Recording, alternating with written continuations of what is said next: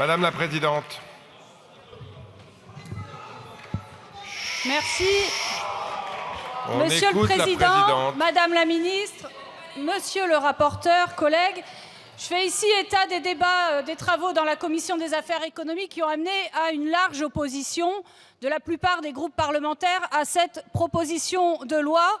Et je vais ici en expliquer les raisons. Donc ça vise en fait à abroger une des principales dispositions de la loi climat et résilience et en fait à remettre en cause les efforts de rénovation thermique des logements. Première raison qui a été avancée, c'est la remise en cause des engagements tout simplement dans le cadre de l'accord de Paris et de la nécessaire lutte contre le réchauffement climatique. Et d'ailleurs, les inondations nous ont montré à quel point cette lutte contre le réchauffement climatique est absolument nécessaire.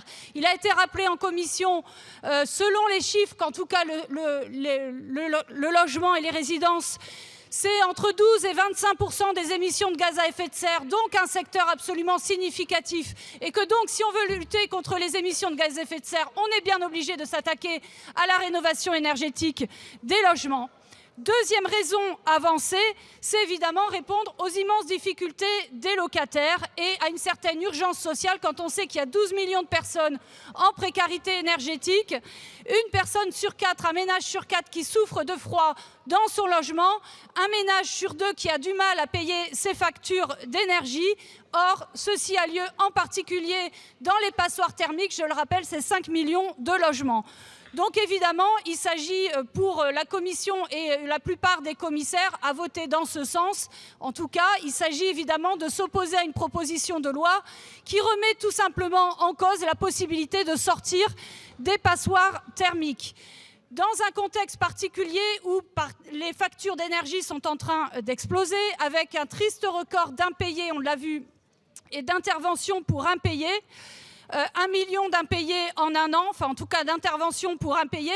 Mais il y a aussi une autre raison, outre les prix de l'électricité qui risquent d'augmenter du fait, je le rappelle aussi, de taxes sur l'électricité qui sont prévues dans le projet de loi de finances et qui amèneraient encore à augmenter les difficultés. Autre raison, c'est évidemment la recherche d'une souveraineté nationale sur le plan énergétique, puisque vous le savez, l'énergie, c'est le premier poste d'importation en valeur de la France et que si on veut être indépendant sur le plan énergétique, eh bien, il s'agit de faire de la rénovation énergétique. Cependant, le rapporteur a souligné des difficultés réelles. Je vais en souligner deux. La première, c'est la difficulté pour les locataires de faire valoir leurs droits face aux propriétaires de passoires thermiques. C'est tout à fait vrai, mais dans ce cas-là, il ne s'agit pas d'exonérer les propriétaires de leurs obligations, mais au contraire d'aider les locataires à faire valoir leurs droits face aux propriétaires de passoires thermiques. Autre difficulté très justement soulignée, c'est le risque d'augmentation des loyers, mais là aussi, ça doit amener, plutôt que d'exonérer les propriétaires de leurs obligations, à encadrer davantage les loyers pour que cette hausse des loyers n'ait pas lieu.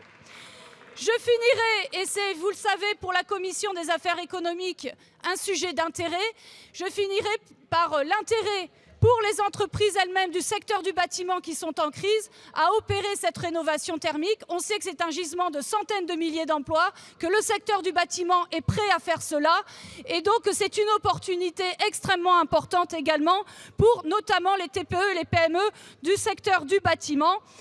Enfin, quand même, dernier élément pour les propriétaires.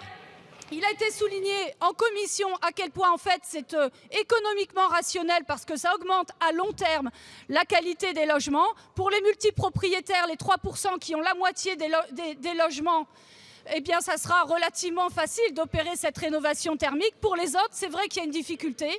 Et on le sait dans la commission, c'est-à-dire pour la petite catégorie des propriétaires bailleurs aux revenus modestes et ceux qui sont en copropriété.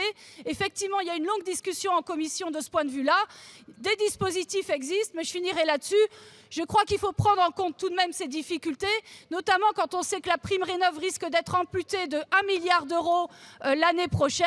Ça veut dire qu'effectivement, ça appelle certainement à renforcer les dispositifs pour la rénovation thermique. Je pense effectivement aux dispositif de MaPrimeRénov', au prêt à taux zéro et à réfléchir à des dispositifs qui amènent à un reste à charge le plus possible proche de zéro pour les revenus modestes. Voilà, je dirais, il me semble, ce qu'on peut retenir du débat dans la commission des affaires économiques, c'est-à-dire plutôt que d'essayer d'éviter l'obstacle et de reculer, essayer de le passer en allant bien davantage dans des dispositifs qui permettent d'accélérer le rythme beaucoup trop lent de la rénovation thermique. Merci.